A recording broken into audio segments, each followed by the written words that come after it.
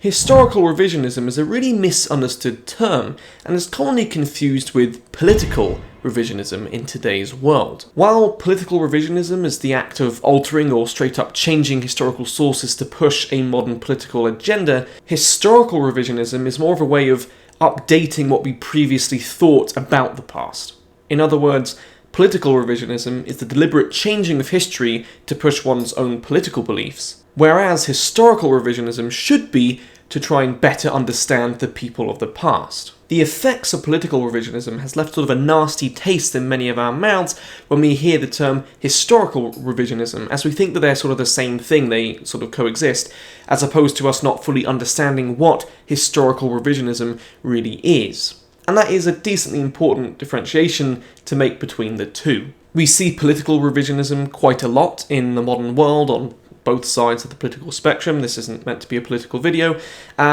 One example that I'll use is Brett Devereaux, who is an author on Sparta, who confessed to altering sources to push an anti-right-wing agenda and creating his own Spartan Mirage to counter the other Spartan Mirage, which is very much a politically driven revisionist act. An example of historical revisionism might be our very own series Sparta Re-Examined, where many of us look at the historical sources separate from political beliefs to try and give you an accurate representation of what the sources and our knowledge of the time says about ancient Sparta. You can see that there are two very distinctive elements here. One is cherry-picking sources and twisting sources to push what they want to push. The other is looking at sources and learning from sources to try and present a realistic approach at understanding a real people. Some people argue that revisionism is bad no matter what, which I would personally disagree with, as obviously new theories and new evidence comes to light all the time.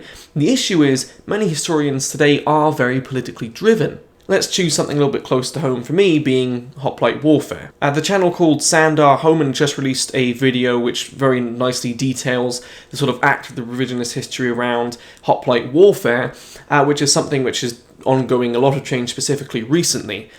Back even, I'd say 10 years ago, the sort of common consensus was that phalanx warfare was used from about the 8th century or 7th century, which modern evidence suggests isn't correct. Hoplite warfare is a lot more loose now than what we used to think, with archaic warfare being far more less structured, with infantry side by side with peltasts or javelinmen within the formation, with that sort of classical type phalanx formation emerging in the classical era, getting more and more sort of compacted, sort of coming into the 430s and to the 300 BCs. What I'm saying here is that historical revisionism does very much have a place.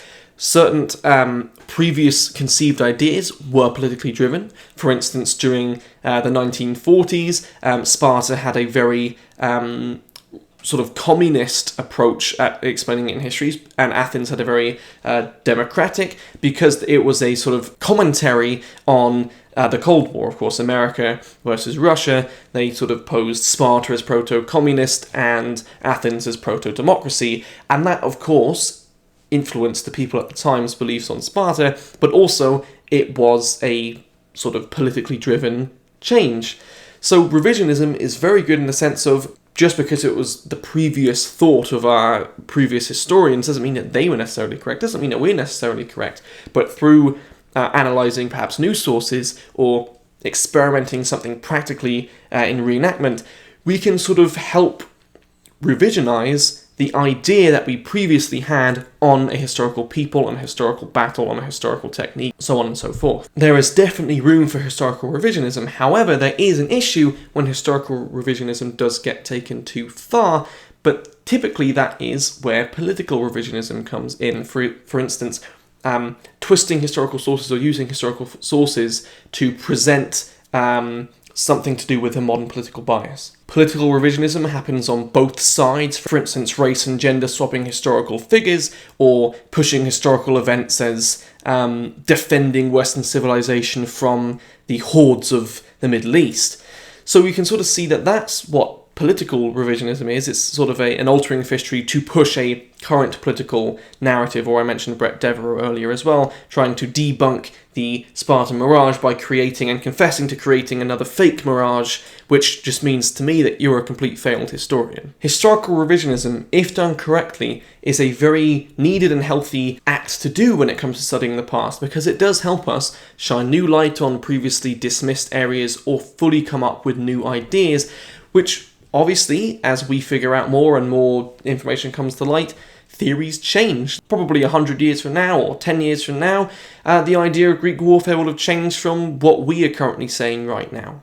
Historical revisionism is just that. It's revising our previous ideas and our previous sort of nudges into what we believe history was, with new evidence and sort of new experiences that possibly say, this might not be correct. I hope you enjoyed that little video. I just thought it would be a decent sort of topic to cover, as in today's world it seems that they're both very heated topics and some aren't quite understood. If you have any questions about anything specific, feel free to leave them down below. I'll try my best to answer them for you. Thank you very much for watching this video, and I'll hopefully see you in the next one.